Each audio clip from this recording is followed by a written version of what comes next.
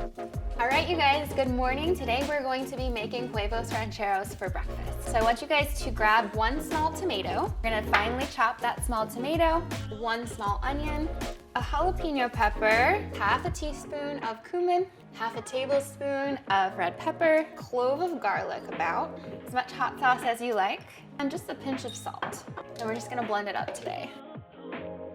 And now we're going to warm up the salsa on a pan. We'll add the beans to the same pan with a 1/4 cup of warm water. Then in another skillet, heat another little bit of oil and fry the eggs sunny side up, adding salt and pepper to taste.